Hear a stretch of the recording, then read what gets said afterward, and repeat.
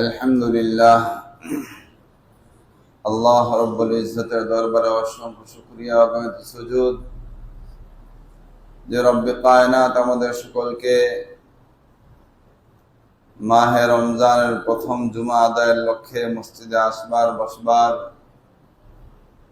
ও দ্বীনি কিছু আলোচনা করবার ও শুনবার তৌফিক দান করেছেন। সকলে রব্বে কায়নাতের দরবারে কালিমাতুশ শুকর আদায় করি আলহামদুলিল্লাহ। আল্লাহ সুবহানাহু ওয়া তাআলা বড় মায়া করে, বড় দয়া করে আল্লাহ তাআলার নৈকট্য অর্জনের জন্য এই মাহে রমজানের রোজা আমাদের উপর ফরজ করেছেন। যিনারা এই মাহে রমজানের রোজা রাখার তৌফিক পেয়েছেন, রোজা রেখেছেন, আল্লাহ তাআলা এই পরিমাণে তাদের উপর খুশি হন আর সন্তুষ্ট হন। রব্বুল আলামিন ফেরেশতাদের সাথে পরিষ্কার বলে দেন যে সমস্ত আমল বনি আদম যত আমল করে সমস্ত আমলের নেকি তার ইখলাসের ভিত্তিতে তোমরাই লিপিবদ্ধ করবে, শুধু একটি মাত্র আমল রমজান মাসের রোজা। এই রোজার আমলটা এইটা কেবলই আমার জন্য, সুতরাং এর বদলা আমি আল্লাহ নিজেই দেব। সুবহানাল্লাহ। রাওয়ায়াতে আছে ওয়া আনা উজজা বিহি, অথবা আমি নিজে এর বদলা হয়ে যাব। সুবহানাল্লাহ। কত বড় গৌরবের বিষয়, সৌভাগ্যের বিষয়। আল্লাহ যদি কারো হয়ে যায়, দুনিয়াও তার জন্য, আখিরাতও তার জন্য। কি বলেন? আল্লাহ যদি কারোর জন্য না হয়, দুনিয়াতে যেমন তার জন্য কষ্ট পোহাতে হয়, দুর্ভোগ পোহাতে হয়, ফাইনাল কষ্ট আর দুর্ভোগ আখিরাতে পোহাতে হবে। আল্লাহ আমাদের হেফাজত করেন, আমিন। এই জন্যই মূলত মাহে রমজানের রোজা। এক রিওয়ায়াতের বিষয়ে যদি ভাবা হয়, মানুষ আর কোনো ফজিলত তালাশ করতে হয় না। রমজানের রোজা রাখার জন্য আর কোনো ফজিলত তালাশ করতে হয় না যে আমি আল্লাহকে পেয়ে যাব, আল্লাহ আমার হয়ে যাবে।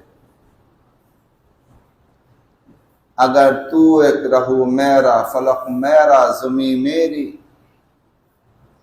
আল্লাহ যদি আপনি হয়ে যান, আপনি যদি আমার হয়ে যান, তাহলে আকাশও আমার, জমিনও আমার, দুনিয়াও আমার, আখিরাতও আমার। আর যদি আপনি আমার না হন, সবকিছু হয়েও যেন আমি ছন্নহারা, সবকিছু থেকেও আমি দিশেহারা, সবকিছু আমার আছে তারপরে আমি বস্তুহারা। জন্য আল্লাহকে পাওয়ার জন্য যত ফরজ আমল আছে সেগুলোর সাথে সাথে রমজান মাসে রোজা রাখা এইটাও একটা বড় আমল এবং এইটাও একটা বড় ইবাদত। কোন যুক্তি, কোন শয়তানি ওয়াসওয়াসা, কোন বদ্দীনের কথা আমাকে আপনাকে যেন এই নেক আমল থেকে দূরে সরাতে না পারে। খেয়াল রাখবো ইনশাআল্লাহ। কিছুদিন আগে শয়তান সাক্ষাৎকার দিয়েছে, সিয়াম সাধনার কথা বলা হয়েছে, রোজা রাখতে বলেছে কে? নাউজুবিল্লাহ।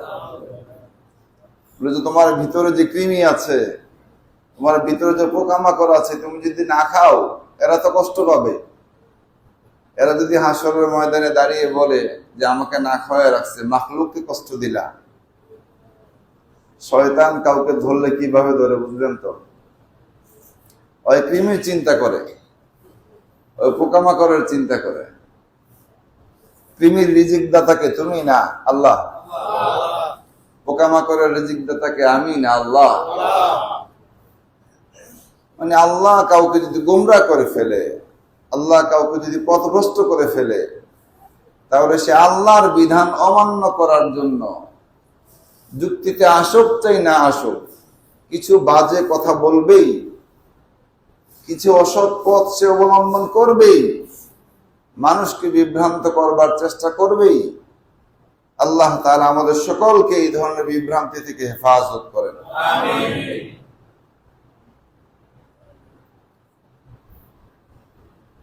প্রিয় উপস্থিতি, আসলে আল্লাহ তাআলা যে আমাদেরকে কি পরিমাণে মহাব্বত করেন, রোজা এটার বড় উদাহরণ। রোজা এটা বড় উদাহরণ। রোজা স্বাভাবিকভাবেই আমরা যাদের সাথে খুব বেশি চলাফেরা করি, চাই সে আমার বাবা মা হোক, চাই সে সন্তান স্ত্রী হোক, চাই সে বন্ধু বান্ধব হোক, মুখে দুর্গন্ধ যদি আসে তাকে আমরা পরামর্শ দিই যে একটু ব্রাশ করে নাও, একটু মেসওয়াক করো, কুলি করো, তাই না? কেন? তোমার মুখ থেকে দুর্গন্ধ আসতেছে। অর্থাৎ দুর্গন্ধটা এটা খারাপ জিনিস। দুর্গন্ধটা এটা কি? খারাপ জিনিস। আর কারোর সাথে যদি এরকম আমরা ফ্রি না থাকি, সে আমার পাশে থাকে, কথা বলবার চেষ্টা করে, তার মুখ থেকে যদি দুর্গন্ধ আসে, তাহলে আমরা আস্তে আস্তে তার কাছ থেকে দূরে সরবার চেষ্টা করি। কথা ঠিক কিনা? সে বুঝে না, তারপরে আমরা তার থেকে চেহারাটা ফিরিয়ে ফেলি। এরপরেও বুঝে না, তারপরে পাশ কেটে চলে যাওয়ার চেষ্টা করি, ভাই পরে কথা শুনবো, এখন আসি। কথা ঠিক কিনা? কিন্তু আল্লাহ সুবহানাহু ওয়া তাআলা নবী আলাইহিস সালাতু ওয়াস সালামের মাধ্যমে উম্মতকে জানিয়ে দিয়েছেন যে যারা রোজা রাখে, রোজা রাখার কারণে যে পেট খালি হয়ে যায়, পেট খালি হওয়ার কারণে ভিতর থেকে একটা দুর্গন্ধ আসে। এটা মুখের দুর্গন্ধ না। কথা বুঝে আসছে? একটা হলো মুখের ময়লার কারণে দুর্গন্ধ, আর একটা হলো খালি পেট হওয়ার কারণে দুর্গন্ধ, যেটা বিকালের দিকে হয়। এই দুর্গন্ধটা আল্লাহ সুবহানাহু ওয়া তাআলা নবী আলাইহিস সালাতু ওয়াস সালামের মাধ্যমে জানিয়ে দিয়েছেন। এই দুর্গন্ধটা আল্লাহ তাআলার কাছে দুর্গন্ধ না, বরং এটা মিশকে আম্বরের চেয়ে আরো বেশি প্রিয়। সুবহানাল্লাহ। মিশকে আম্বরের চেয়ে আরো বেশি প্রিয়। এজন্য শাফিঈ মাযহাবে রোজা রেখে মিসওয়াক না করা ভালো, কারণ দুর্গন্ধটা যেন স্থায়ী হয়। আর কথা বুঝেন না? এটা তো আল্লাহর কাছে প্রিয়। কিন্তু হানাফি মাযহাবে মিসওয়াকের কথা বলা আছে যে এটা মুখের দুর্গন্ধ না, বরং যে দুর্গন্ধের কথা বলা হয়েছে এটা উদরের দুর্গন্ধ, পেটের দুর্গন্ধ। কথা বুঝে আসছে? আপনি দেখেন কি পরিমাণ মহাব্বত, কি পরিমাণ ভালোবাসা, কি পরিমাণ আন্তরিকতা থাকলে একজন আরেকজনের দুর্গন্ধটাও এটাকে সুরান মতো মনে করে। সেখানে খালেক আর মাখলুকের মাসআলা, স্রষ্টা আর সৃষ্টির মাসআলা। এক সৃষ্টিকে স্রষ্টা বলছে, তুমি আমার কাছে এত প্রিয়, তুমি আমার কাছে এত প্রিয়, তুমি আমার কাছে এত প্রিয়। জান্নাতে যত দরওয়াজা আছে, আর একটা দরওয়াজার নাম হচ্ছে রাইয়ান। ভিআইপি ভাবে সাজানো সেই দরওয়াজাটা, ভিআইপি ভাবে সাজানো। জান্নাত তো এমনি ভিআইপি নাকি আনভিআইপি? জান্নাত এভাবেই ভিআইপি, ভিভিআইপি। এরপরেও তুলনামূলক মর্যাদার কম বেশি আছে। আল্লাহ সুবহানাহু ওয়া তাআলা বলেন, রাইয়ান নামে এক জান্নাতের ফটক তৈরি করা হয়েছে, গেট তৈরি করা হয়েছে। এই দরওয়াজায় শুধুমাত্র রোজাদাররাই প্রবেশ করতে পারবে। সুবহানাল্লাহ। শুধুমাত্র রোজাদারেরা, শুধুমাত্র রোজাদারেরা। বিয়ে বাড়ির সব খাবার ভালো, কি বলেন? না কোনো খাবার মন্দ হয়? বুঝেন নাই মনে হয়। বিয়ে বাড়িতে যে আয়োজন করা হয়, কোন খাবারটা মন্দ হয় বলেন? কোনটা মন্দ হয়? কোনটাই মন্দ হয় না। বরের পক্ষের খাবারও ভালো হয়, কনের পক্ষের খাবারও ভালো হয়। ভালো হয় কিনা? এরপর স্পেশাল একটা প্লেট থাকে বরের জন্য, থাকে কিনা? স্পেশাল একটা প্লেট। সবগুলো খাবার ভালো, বরের পক্ষের যত মানুষ গেছে তাদের খাবার ভালো, কনের পক্ষের যত মানুষ আসছে সবার খাবার ভালো, তারপরেও এত ভালো খাবারের ভিতরে একটা স্পেশাল বড় প্লেট থাকে, সেটাতে আস্ত মুরগি থাকে, আস্ত খাসি থাকে, আরো অনেক কিছু থাকে। কেন? সবগুলো ভিআইপি, এটা হলো ভিভিআইপি। কি বলেন? সবগুলো ভিআইপি আর এটা ভিভিআইপি। জান্নাতেও যত দরওয়াজা আছে সব ভিআইপি দরওয়াজা, আনভিআইপি নেই। একটা দরওয়াজা ভিভিআইপি, সেটা হলো যারা রোজা রাখবে, সিয়াম সাধনা পালন করবে, রোজা রাখবে, তাদের দরওয়াজাটা অন্য সকল দরওয়াজার চেয়ে বেশি ভিআইপি। বলেন না সুবহানাল্লাহ। আল্লাহ তাআলা ওই দরওয়াজা দিয়ে আমাদের সকলকে জান্নাতে প্রবেশ করার তৌফিক দান করেন, আমিন। কত মহব্বত করে আল্লাহ তাআলা। নবী আলাইহিস সালাতু ওয়াস সালাম ইরশাদ করেন, ওই দরওয়াজার নাম হচ্ছে রায়্যান। বলেন, ওই দরওয়াজার নাম রায়্যান। শুধুমাত্র রোজাদারেরা। অন্য আমল অনেক ঠিক আছে, কিন্তু রোজার ক্ষেত্রে কমজোরি আছে, এই দরওয়াজা দিয়ে যাবে না। আল্লাহ তাআলা আমাদের সকলকে কবুল করেন, আমিন। প্রিয় ভাইরা, এই রোজা আসছেই আল্লাহ তাআলার সাথে বান্দাকে গভীর সম্পর্ক করার জন্য। অনেক দিন থেকে বান্দা আল্লাহর থেকে অনেক দূরে সরে গিয়েছে, বুঝে না বুঝে শয়তানের ফাঁদে পা দিয়ে সে অনেক দূরে চলে গিয়েছে। আল্লাহ তাআলার সাথে মহাব্বত তার ছিল না। এই রমজান মাস পাঠিয়ে রব্বুল আলামিন তার বান্দাদেরকে একটা সুযোগ তৈরি করে দিয়েছে। এতদিন যা হয়েছে তো হয়েছে, এবার আসো, বাজ আ বাজ আ, হচ্ছে হস্তি বাজ আ, গবরবুত পুরুস্তি বাজ আ। অনেক তো ঘোরাফেরা করলে, অনেক তো ছোটাছুটি করলে, এবার একটু ফিরে আসো। লম্বা একটা সময় আল্লাহ তাআলা থেকে মুখ ফিরিয়ে রেখেছো, লম্বা একটা সময় ইবাদত করা থেকে নিজেকে দূরে রেখেছো, লম্বা একটা সময় তাওবা ইস্তেগফার করা থেকে নিজেকে দূরে রেখেছো। এখন সময় হয়েছে, ফিরে আসো, ফিরে আসো বান্দা, এখন সময় হয়েছে, ফিরে আসো। এরকম মুখ্যম একটা সময়, উপযুক্ত একটা সময়, এরকম সুযোগ পাওয়ার পরেও অনেকের মধ্যে শয়তানি ওয়াসওয়াসা এখনো কাজ করতেছে, অনেকের মধ্যে হতাশা এখনো কাজ করতেছে। এই মাস পাওয়ার পরে যদি হতাশা আপনার থেকে আমার থেকে দূরে সরাইতে না পারি, এই মাস পাওয়ার পরে আমার অন্তরে আশার বীজ বপন করতে না পারি, তাহলে আমি একজন ব্যর্থ মানুষ, আমি একজন ব্যর্থ মানুষ। কেউ নিজের ব্যর্থতাকে বহাল রাখতে চায় না, ব্যর্থতা কাটাইয়া সফলতার দ্বার প্রান্তে যেতে চায়। কথা ঠিক কিনা?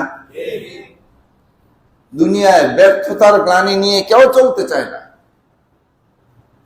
কেউ চলতে চায় না। আমি আপনি কেন এই ব্যর্থতার এক অপবাদ নিয়ে চলব? আমি আপনি কেন এই ব্যর্থতার বোঝা কাঁধে নিয়ে চলব? বরং সফলতার মুখ আমাকেও দেখতে হবে, সফলতা অর্জনের চেষ্টা আমাকেও করতে হবে। ব্যর্থতা যেই পথে আছে ওই পথ থেকে ফিরে সফলতার পথে আমাকে আপনাকে আগাইতে হবে। কথা ঠিক কিনা? আল্লাহ তাআলা আমাদের তৌফিক দান করেন, আমিন। প্রিয় মুসল্লিয়ানে কেরাম, জীবনে তো ওয়াজ অনেক শুনেছি, আলোচনা অনেক শুনেছি, অনেকে আলহামদুলিল্লাহ আমার থেকেও ভালো কিছু জানেন, কিন্তু একটা সিদ্ধান্ত নেওয়ার সময় এসেছে। সিদ্ধান্তটা কি নেব? জানি তো অনেক কিছু, শুনলাম তো অনেক কিছু, কিন্তু মানলাম না কিছুই। তো এই শোনা, এই জানা কি কাজে আসলো বলেন?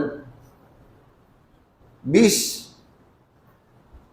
মানুষের জীবন নাশের একটা মাধ্যম। কি বলেন? আমরা জানি কিন্তু এরপরেও শরবতের পরিবর্তে কেউ যদি বিষ পান করতে চায়, যারা যারা আমরা দেখি আমাদের দৃষ্টিগোচর হয়, দ্রুত আমরা তাকে ফিরানোর চেষ্টা করি। কথা ঠিক কিনা? যে ভাই এটা কিন্তু শরবত না, এটা বিষ, খাবেই তো মারা যাবে। এটা শরবত, এটা খাবে তো তোমার শরীর চাঙ্গা হবে। বিষ আর শরবতের তফাৎও বুঝলাম, উপকারিতা ক্ষতিও বুঝলাম, কিন্তু মানার ক্ষেত্রে আমি বিষটাকেই গ্রহণ করে নিলাম। তাহলে এই জানা, এই ইলম এবং এই জানাটা আমার কি উপকারে আসলো বলেন? রমজানের ফজিলত আমরা শুনেই আসতেছি, রমজানের মর্যাদা আমরা শুনেই আসতেছি, এই রমজানে রোজাদারকে সহযোগিতা করার ফজিলত শুনে আসতেছি, রোজা রাখার ক্ষেত্রে কাউকে সাপোর্ট দেওয়ার ফজিলতের কথা শুনেই আসতেছি। কিন্তু কতজন মানুষ আমরা রমজানের রোজা যারা ভঙ্গ করে তাদেরকে বোঝানোর চেষ্টা করলাম? কতজন মানুষ যারা রমজানের রোজা ভঙ্গ করে পরিবেশ তৈরি করে তাদেরকে বোঝানোর চেষ্টা করলাম? এই ব্যাপারেও আমি আপনি মাসউল, আমাকে আপনাকে আল্লাহ জিজ্ঞেস করবেন। তোমার প্রতিবেশী ছিল, তোমার কাছের লোক ছিল, সে রোজা রাখে নাই, অথবা সে রোজা রেখেছে কিন্তু অন্যদের রোজা ভাঙ্গার কারণ হয়েছে, কি জবাব দেব আপনার বলেন? কি জবাব দেব? আজকে আমাদের মধ্যে আমলের বড় অভাব। আলহামদুলিল্লাহ সুম্মা আলহামদুলিল্লাহ, জানা অনেক হয়েছে। এখন থেকে 20 বছর আগে মানুষ যে পরিমাণ দুনিয়া জানতো, এখন আরো বেশি জানে। কি বলেন? এখন থেকে 20 বছর আগে মানুষ দিন ধর্ম যতটুকু জানতো, এখন আরো বেশি জানে, কিন্তু মানে কতটুকু বলেন? শুধু জানার মধ্যেই কি সফলতা, না মানার মধ্যে? বলেন না, মানার মধ্যে সফলতা, মানার মধ্যেই সফলতা। আমি জানি 12টা 1 মিনিটে আমার প্লেন ছাড়বে, আমি 12টা 10 মিনিটে এয়ারপোর্টে গেলাম, বলেন আমি কি প্লেনের যাত্রী হতে পারবো? পারবো না। আমি তো জানলাম কিন্তু মানলাম না, তাতে ক্ষতি হইল কার? প্লেনের ক্ষতি হয়ে গেল, আমার ক্ষতি হলো। ঠিক দিনের ব্যাপারে যতটুকু জানা হবে অতটুকু মানবার চেষ্টা করতে হবে। দুঃখজনক ব্যাপার হলো অনেক ভাইরা এই রমজান মাস পেয়েও রমজান মাসের কদর করছে না, কদর করছে না। নবী আলাইহিস সালাতু ওয়াস সালাম সচরাচর উম্মতের জন্য বদদুয়া করেন নাই, বদদুয়া করেন নাই। আপনারা নবী আলাইহিস সালাতু ওয়াস সালামের তায়েফের কথা জানেন, কি পরিমাণ কষ্ট দিয়েছে, কি পরিমাণ কষ্ট দিয়েছে, কি পরিমাণ কষ্ট দিয়েছে।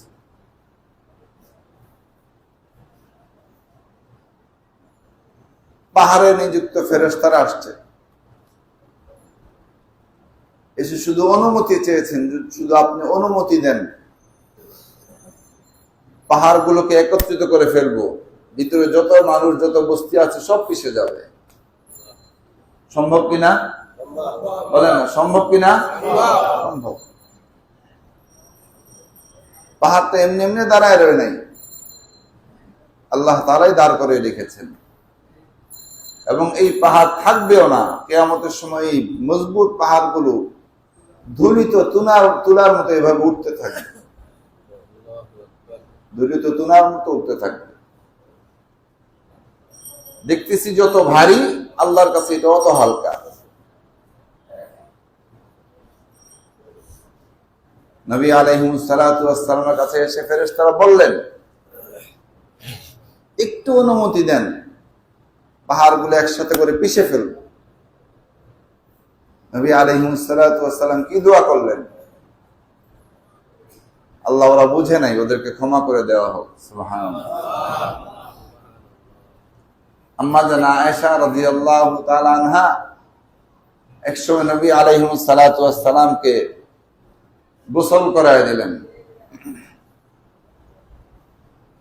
দেখলেন পুরা পিছে কালো কালো কালো কালো দাগ, পুরা পিছে কালো কালো দাগ। জিজ্ঞেস করলেন, হে আল্লাহ রাসূল, ছোটবেলা হয়তো আপনার বসন্ত হয়েছিল? নবী আলাইহিস সালাতু ওয়াস সালামের চোখে পানি চলে আসছে। কারণ কখনো কষ্টের কথা কেউ মনে করিয়ে দিলে অটোমেটিক ভিতর থেকে কান্না চলে আসে। কথা ঠিক কিনা? অনেক দিন আগের কথাটা আদরের বিবি মনে করে দিলেন, উনি তো জানতেন না। জিজ্ঞেস করছে, আপনার কি ছোটবেলা বসন্ত হয়েছিল? নবী আলাইহিস সালাতু ওয়াস সালাম চোখের অশ্রু ঝেড়ে দিয়ে বললেন, লা ইয়া আয়েশা, আয়েশা এমনটা না, আমার কখনো বসন্ত হয় নাই, আমার কখনো এরকম দুরারোগ্য ব্যাধি হয় নাই, বরং লা ইলাহা ইল্লাল্লাহ দাওয়াত নিয়ে যখন আমি আমার মামার দেশে গিয়েছিলাম, তায়েফে গিয়েছিলাম, বড় আশা করে গিয়েছি, তারা আমার আশাকে ব্যর্থ করে দিয়েছে। উল্টো আমাকে সহযোগিতার পরিবর্তে এই পরিমাণ পাথরের আঘাত করেছে, যার ক্ষত চিহ্ন এখন আমার পিঠে কিছু আছে, যেগুলোকে তুমি বসন্তের দাগ বলছো। আম্মা জানা আয়েশা রাদিয়াল্লাহু তাআলা চিৎকার দিয়ে বললেন, আহ, তারা কি এই কাজটা করতে পারলো? ধ্বংস হোক ওই জাতি। তখন নবী আলাইহিস সালাতু ওয়াস সালাম বললেন, লা ইয়া আয়েশা, আয়েশা বদদুয়া দেওয়া যাবে না, বদদুয়া দেওয়া যাবে না। তাহলে যেই নবীর জীবন প্রায় বিপন্ন, এত কষ্ট দিয়েছে, ওই মুহূর্তেও তিনি আল্লাহ সুবহানাহু ওয়া তাআলার কাছে এই উম্মতের দোয়া করে গিয়েছেন, এই উম্মতের নাজাতের দোয়া করেছেন, হেদায়েতের দোয়া করেছেন। আল্লাহুম্মা হদিল কওম ফাইন্নাহুম লা ইয়ালামুন। আল্লাহ, ওরা বুঝে না, ওরা বুঝে না, ওদেরকে আপনি হেদায়েত দান করেন। আর সেই নবী খুতবারে মিম্বরে উঠছেন, প্রথম মিম্বরে যখন পা দিলেন বললেন আমিন। মিম্বরের দ্বিতীয় ধাপে যখন পা দিলেন বললেন আমিন। মিম্বরের তৃতীয় ধাপে যখন পা দিলেন বললেন আমিন। সাহাবায়ে কেরাম খেয়ে তাকিয়ে আছে, কি ব্যাপার, এরকম ঘটনা তো কখনো ঘটে নাই। স্বাভাবিক গতিতে নবীজি আলাইহিস সালাতু ওয়াস সালাম মিম্বরে ওঠেন, বসেন, আমাদেরকে খুতবা দেন, আলোচনা করেন, শরীয়তের মাসআলা মাসাইল আমাদেরকে শোনান, নাযিলকৃত কোরআনের আয়াত পাঠ করে আমাদেরকে শোনান। আজকে উনি উঠছেন আর আমিন বলছেন, উঠছেন আর আমিন বলছেন, উঠছেন আর আমিন বলছেন। আলোচনা শেষ, মজলিস শেষ। সাহাবায়ে কেরাম রাদিয়াল্লাহু তাআলা আনহু বড় বিনয়ের সাথে নবী আলাইহিস সালাতু ওয়াস সালামকে বললেন, ইয়া রাসূলুল্লাহ, স্বাভাবিক সময়ে যে আপনি আমাদেরকে খুতবা দেন, আমাদেরকে ওয়াজ শোনান, আজকে এর বিপরীত কিছু আমরা পরিলক্ষিত করেছি। লক্ষ্য করলাম যে আপনি এর বিপরীত কিছু করছেন, স্বাভাবিক গতিতে আপনি এভাবে যান না। আজকে মিম্বরে ওঠার সময় আমিন আমিন 3 বার কেন বললেন? নবী আলাইহিস সালাতু ওয়াস সালাম বললেন, হে আমার সাহাবারা, আমি যখন মিম্বরের প্রথম ধাপে পা রাখলাম, আল্লাহর পক্ষ থেকে ফেরেশতা জিবরাইল আলাইহিস সালাতু ওয়াস সালাম এসে আমার পাশে দাঁড়িয়ে গেলেন। রাআইতু ওয়া মা রাআইনা ওয়া মা রাআইতুম, আমি দেখেছি কিন্তু তোমরা তাকে দেখোনি। তিনি আমাকে বললেন, হে আল্লাহর নবী, ধ্বংস হোক ওই সম্প্রদায়, ওই ব্যক্তি যে নাকি তার পিতা মাতাকে পাইল, তাদের খেদমত করে জান্নাত অর্জন করতে পারল না, তারা ধ্বংস হোক। আমি ফেরেশতা করে সর্দার বললাম আমিন। আপনি মানব দানব এবং সমস্ত মাখলুকাতের সর্দার, আপনিও বলেন আমিন। নবী আলাইহিস সালাতু ওয়াস সালাম বললেন আমিন। আমি দ্বিতীয় ধাপে যখন পা রাখলাম, আমাকে জিবরাইল আলাইহিস সালাতু ওয়াস সালাম বললেন, হে নবী, ওই ব্যক্তি ধ্বংস হোক, ওই জাতি ধ্বংস হোক, আপনার নাম তাদের সামনে পেশ করা হয়েছে, আপনার নাম তাদের সামনে বলা হয়েছে, তারা আপনার নাম শুনেও আপনার উপর দুরূদ পাঠ করে না, তারা ধ্বংস হোক। আমি সমস্ত ফেরেশতাদের সর্দার, আমিও বললাম আমিন। আপনি সমস্ত মাখলুকাতের সর্দার, আপনিও বলেন আমিন। নবী আলাইহিস সালাতু ওয়াস সালাম বললেন আমিন। তিনি বলেন, আমি যখন তৃতীয় ধাপে পা রাখলাম, ফেরেশতা জিবরাইল আলাইহিস সালাতু ওয়াস সালাম বললেন, হে নবী, ওই সম্প্রদায় এবং ওই ব্যক্তি ধ্বংস হোক, যে সম্প্রদায় এবং যে ব্যক্তির মাঝে রমজান মাস এসেছে, সে রমজান মাসের রোজা রেখে তাওবা ইস্তেগফার করে নিজের গুনাহকে মাফ করাইতে পারে নাই, রমজান মাস পেয়েও নিজের গুনাহকে মাফ করাইতে পারে নাই, ওই ব্যক্তি এবং ওই জাতি ধ্বংস হোক। আমি ফেরেশতাদের সর্দার বললাম আমিন। আপনি সমস্ত মাখলুকাতের সর্দার, আপনিও বলেন আমিন। নবী আলাইহিস সালাতু ওয়াস সালাম 3 ধাপে 3 বার আমিন বললেন। একটু ভাবার বিষয় হলো, এই 3 ক্যাটাগরির এবং 3 আমলের সুযোগ আমাদের প্রত্যেকের আছে। আমাদের যাদের পিতামাতা আছে, একজন মানুষ, এখানে আমরা যারা আছি, একজন মানুষ যদি মজলিসে পাওয়া যায় যে কখনো পিতামাতার সামনে চোখ রাঙিয়ে কথা বলে নাই, উচ্চ আওয়াজে একবারের জন্য কথা বলে নাই, এরকম মানুষ পাওয়া বহুত দুষ্কর। কথা ঠিক কিনা? যদি জিজ্ঞেস করা হয় তাহলে হাত উঠিয়ে বলা অনেকের জন্য কষ্ট হয়ে যাবে যে না, আমি আমার বাবার সামনে, আমি আমার মায়ের সামনে উচ্চ আওয়াজে কথা বলি না, আমি আমার বাবা মায়ের সামনে চোখ রাঙিয়ে কথা বলি না, আমি আমার বাবা মায়ের সামনে কটু কথা বলি না। এরকম মানুষ পাওয়া বহুত কষ্টকর। কথা ঠিক কিনা? অনেক হাজী সাহেব, অনেক গাজী সাহেব, অনেক মুফতি মুহাদ্দিস সাহেব, অনেক মুবাল্লিগ সাহেব, সিফাত অনেক আছে, কিন্তু আমরা যদি এক এক করে হিসাব কষাতে থাকি তাহলে নিজের হিসাবেই নিজে ফেসে যাব। কথা ঠিক কিনা? আজকের পর থেকে আমরা সিদ্ধান্ত নেব, যাদের বাবা মা বেঁচে আছে, আজকের পর থেকে মৃত্যু পর্যন্ত কখনো তাদের সামনে কটু কথা বলবো না, ইনশাআল্লাহ। আজকের পর থেকে কখনো তাদেরকে ধমকি শুরু কথা বলবো না, ইনশাআল্লাহ। আজকের পর থেকে কখনো তাদেরকে চোখ রাঙিয়ে তাদের সামনে উচ্চ কণ্ঠে কথা বলবো না, ইনশাআল্লাহ। অনেক বড় সিফাত। তারা আমার জান্নাতে যাওয়ার কারণ, তারাই আমার জাহান্নামে যাওয়ার কারণ,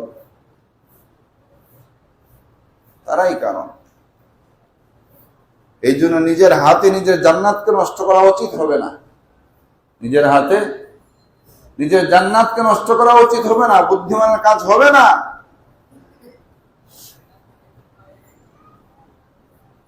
আল্লাহ তাআলা তো বলছেন, তাদের সামনে তুমি তো ধমকি দিবে দূরের কথা, উফ শব্দ বলবে না। ওয়ালা তানহারহুমা, তাদেরকে ধমকি দিয়ে কথা বলবে না। আল্লাহ তাআলার নির্দেশ। কত সন্তান আমরা আছি, বাবা মাকে মানি কিন্তু কথা বলার সময় ধমকি দিয়ে কথা বলি। আল্লাহ তাআলা আমাদের হেফাজত করেন। যাদের বাবা মা বেঁচে আছে আমাদেরকে কদর করবার তৌফিক দান করেন, তাদেরকে আল্লাহ তাআলা নেক হায়াত দান করেন।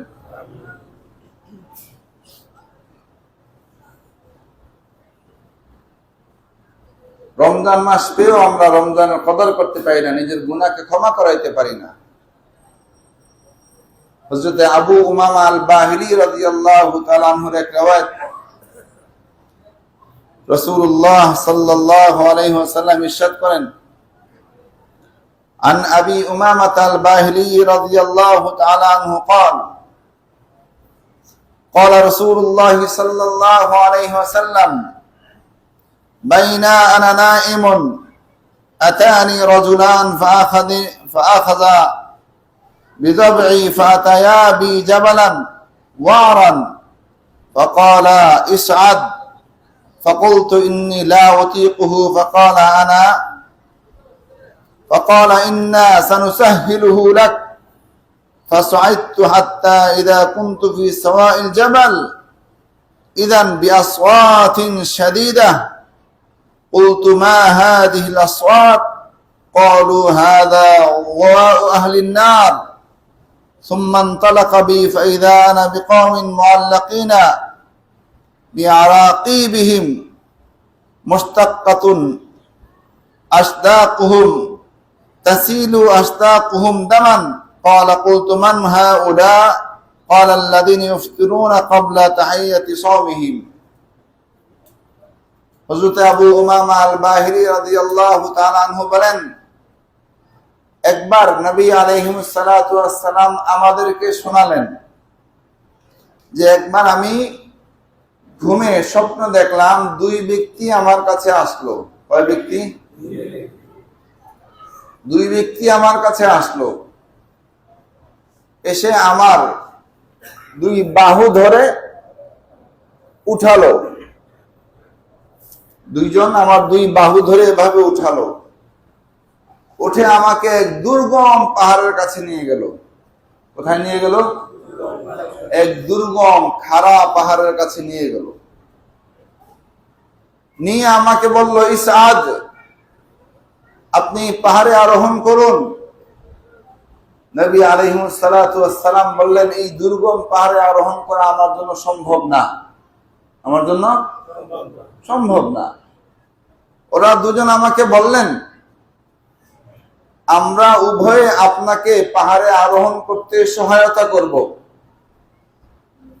তাদের দুজনের সহায়তায় আমি পাহাড়ে আরোহণ করলাম। যখন পাহাড়ের চূড়ায় উঠলাম, আমি বিকট শব্দ শুনতে পেলাম। আস্তে আস্তে আমি আরো সামনে অগ্রসর হলাম। দেখলাম কিছু মানুষকে পায়ের মধ্যে বেঁধে মাথা নিচের দিকে দিয়ে তাদেরকে লটকিয়ে রেখেছে। শুনতেছেন সবাই?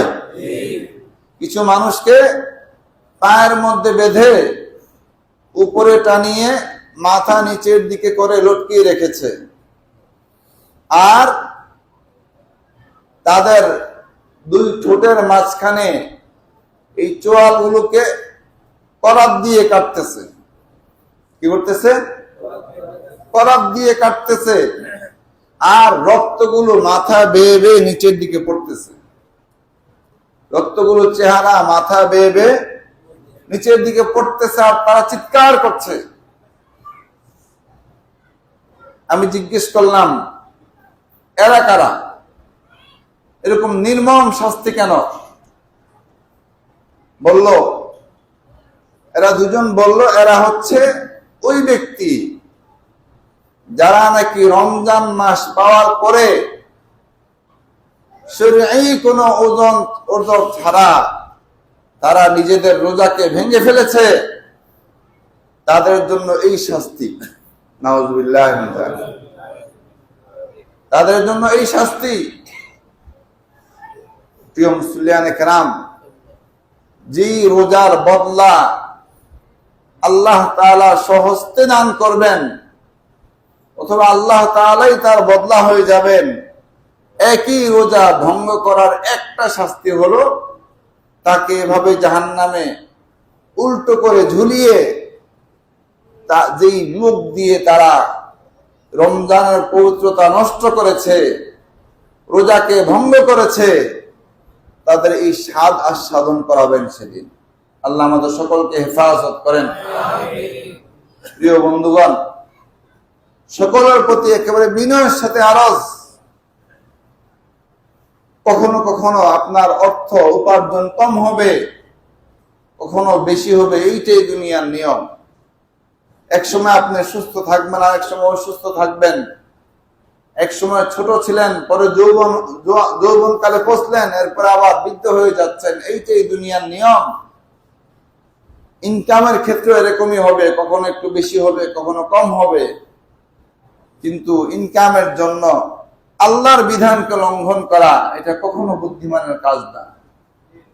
কারণ রিজিকের ফয়সালা আমার আপনার হাতে না। কার হাতে ভাই? আল্লাহর হাতে। চেষ্টা করতে বলেছেন আল্লাহ তাআলা। আল্লাহ তাআলা রিজিকের জন্য যেমন চেষ্টা করতে বলেছেন, আল্লাহর বিধানকে লঙ্ঘন না করার কথাও বলেছেন। কথা ঠিক কিনা? এই যে রমজান মাসে অনেক ভাইরা মাশাআল্লাহ বিবি পর্দা করে না, বাচ্চা পর্দা করে না, নিজেও পর্দা করে না, রমজান মাসে বিশাল পর্দাশীল হয়ে যায়, দোকানে পর্দা লাগাই দেয়। গত জুমায় বারবার রিকোয়েস্ট করার পরেও এই মহল্লায় অনেকে আছে পর্দা টানায় দিচ্ছে। তুমি কার থেকে পর্দা টানাইলা ভাই? ইমাম সাহেবের কাছ থেকে পর্দা টানাইলা? এলাকার মুরব্বীদের কাছ থেকে পর্দা টানাইলা? আল্লাহর ভয় যতক্ষণ তোমার অন্তরে না আসবে, গুনাহ থেকে বাঁচা কখনো সম্ভব হবে না। আমাদের জিম্মাদারি তোমাদেরকে বলে দেওয়া, আমাদের জিম্মাদারি একবার তোমাদেরকে বলা, বারবার তোমাদেরকে বলা। আমরা আমাদের জিম্মাদারি পালন করে দিয়েছি। তোমরা যখন ধরা খেয়ে যাবে, আমাদের দিকে আঙ্গুল তুলে দিলেও কোনো কাজ হবে না। কথা ঠিক কিনা? আমরা যারা বলছি, যারা শুনছি, সকলেই সাক্ষী যে আমরা বলেছি, তোমরা মানো নাই। কথা ঠিক কিনা? আমরা বলেছি, বারবার বলেছি, তোমরা মানো নাই। তোমাদের কপাল তোমরাই নষ্ট করলা, তোমাদের আখিরাত তোমরাই নষ্ট করলা, তোমাদের জান্নাত তোমরাই নষ্ট করলা। আর কিভাবে বললে উম্মত বুঝবে বলেন? আর কিভাবে বললে উম্মত বুঝবে? কত ফাহেসা, কত নির্লজ্জ হলে এই কাজগুলো হতে পারে। এই জন্য আমরা প্রত্যেকে আমাদের সন্তানদেরকে এভাবে আস্তে আস্তে গড়াইতে হবে।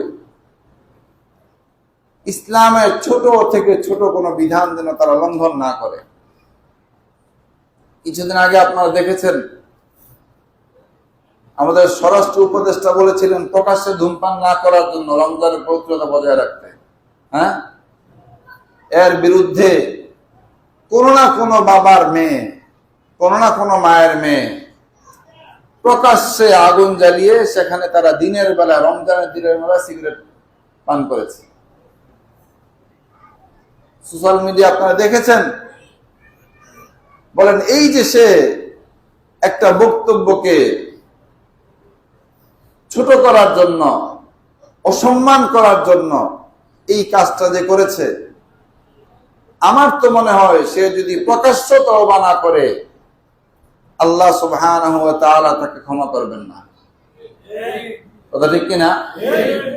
কারণ যেই গুনাহ প্রকাশ্যে হয়, যে গুনার জন্য অন্য মানুষ গুনার মধ্যে উদ্বুদ্ধ হয়, ওই গুনাহ প্রকাশ্যে ক্ষমা না চাইলে আল্লাহ তাআলাও ক্ষমা করেন না।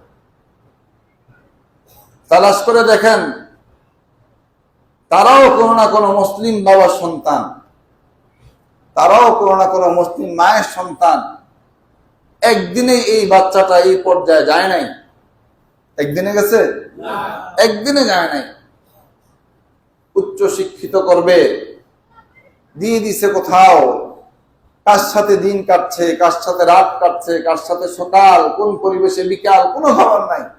দরকার ডিগ্রির, দরকার সার্টিফিকেটের, দিন ধর্মের দরকার নাই, জান্নাতের দরকার নাই, আল্লাহকে পাওয়ার দরকার নাই। একটা ডিগ্রির দরকার, একটা সার্টিফিকেটের দরকার, যে ডিগ্রি তোমাকে জাহান্নামের দিকে অগ্রসর করছে, যে ডিগ্রি তোমাকে জান্নাতের পথে বাধা দিচ্ছে। এই ডিগ্রি অর্জন করার কি দরকারটা বলো? আসলে এখানে ডিগ্রির কোনো অসুবিধা নেই, ডিগ্রির কোনো খারাপই নেই। এই ডিগ্রি অর্জন করে বহুত মানুষ তাহাজ্জুদ গুজার, কথা ঠিক কিনা? বহুত মানুষ 5 ওয়াক্ত নামাজ তাকবীরুল্লাহর সাথে পড়ে, বহুত মানুষ প্রতি বছর কয়েকবার কোরআন তেলাওয়াতের খতম করে। সুতরাং এমন পরিবেশে তোমাকে নিজেও চলতে হবে, তোমার সন্তানদেরকে চলানো শিখতে হবে। সে যেই কোনো পরিবেশই যাক, অন্য পরিবেশ যেন তাকে গায়েল করতে না পারে, বরং নিজের সুবাস যেন ছড়াইতে পারে, কথা ঠিক কিনা? মুসলমান তো এমন হবে, সে একটা সুবাসের মতো, যত বন্ধ পরিবেশে যাক তার কাছ থেকে সুবাস ছড়াবে। একটা আতর, এটা যদি বের করে আপনি কোন ময়লা জায়গায় খুলেন, এখান থেকে কি ময়লা গান বের হবে? বলেন না, কি বের হবে? সুগ্রাম বের হবে। টয়লেটে গিয়েও যদি খোলেন, সুগ্রাম বের হবে। অথচ এটা কি সুগ্রামের জায়গা না।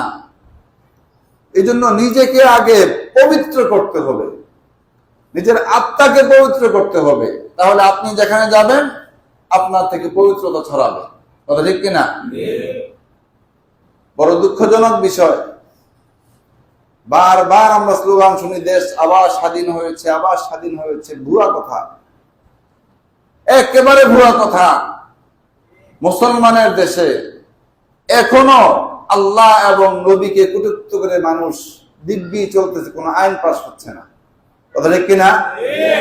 অথচ ইসলামী শরীয়তের সিদ্ধান্ত, মান সাব্বা নাবিয়ান ফাকতুলু, যে ব্যক্তি নবীকে মন্দ বলবে, নবীকে গালি দিবে, তার বিচার একটাই, হলো প্রকাশ্য হত্যা, কথা ঠিক কিনা? প্রকাশ্য হত্যা, প্রকাশ্য হত্যা।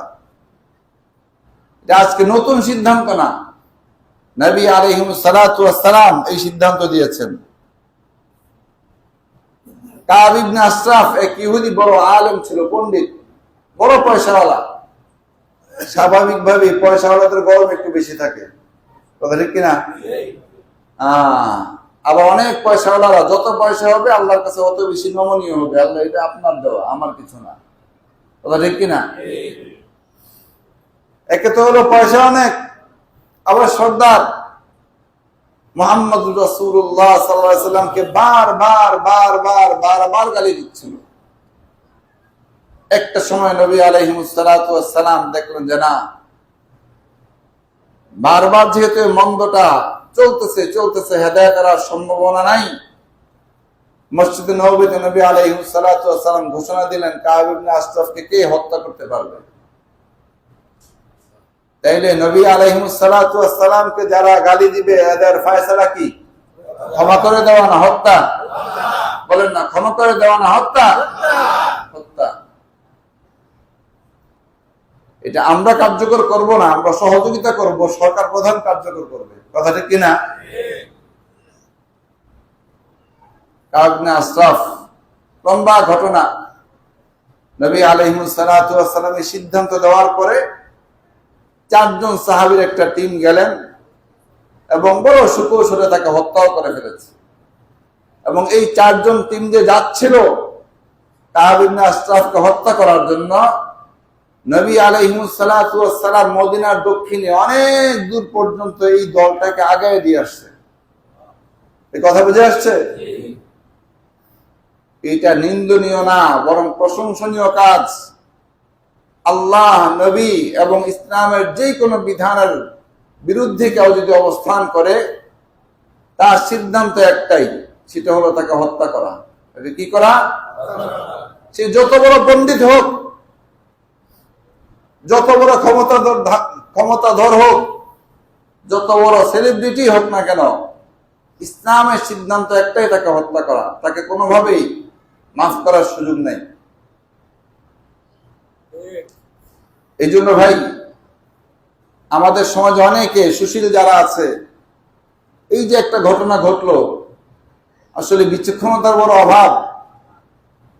যখন রমজানের প্রকাশ্য ভাবে রাস্তার মধ্যে এভাবে আগুন ধরিয়ে সিগারেট পান করছিল, সবগুলোকে ধরে এরকম প্রকাশ্যে যদি ঝুলিয়ে হত্যা করত, তাইলে কিয়ামত পর্যন্ত বাংলার জন্য কেউ এরকম ইসলামের কোন বিধানকে লঙ্ঘন করার দুঃসাহস করতো না, কথা ঠিক কিনা? কারণ সংসদ চলে একটা আইনের ভিত্তিতে। একটা সংবিধানের ভিত্তিতে। এই সংবিধানটা শুধু সংসদ সদস্যরা পড়বে এরকম কোনো বিধান নাই। প্রত্যেকটা নাগরিকের দেশের সংবিধান পড়ে জানার সুযোগ আছে। আলহামদুলিল্লাহ সুম্মা আলহামদুলিল্লাহ, আমিও পড়েছি। সেখানে এই কথা স্পষ্ট লেখা আছে যে ধর্মীয় অনুভূতিতে আঘাত দেওয়া সংবিধান লঙ্ঘন। তাহলে এই যে প্রকাশ্য রমজান মাসের দিনের বেলায় প্রকাশ্যে ধূমপান করা, প্রকাশ্যে এরকম রমজানের রোজাকে ভঙ্গ করা, এইটা ধর্মীয় অনুভূতিতে প্রকাশ্যে আঘাত দেওয়ার অন্তর্ভুক্ত কিনা বলেন? আজীব কথা, এদেশে কেউ অন্য মেয়েরা অশ্লীল পোশাক পরিধান করে হাঁটবে, তাদেরকে বললেও দোষ। এক যুবককে ধরে নিয়ে গেল না শাহবাগ থানায়, অথচ সংবিধান বিরোধী কাজ করেছে পুলিশ। সংবিধানে প্রত্যেক ধর্মের আপন আপন পোশাক পরিধান করার অধিকার আছে।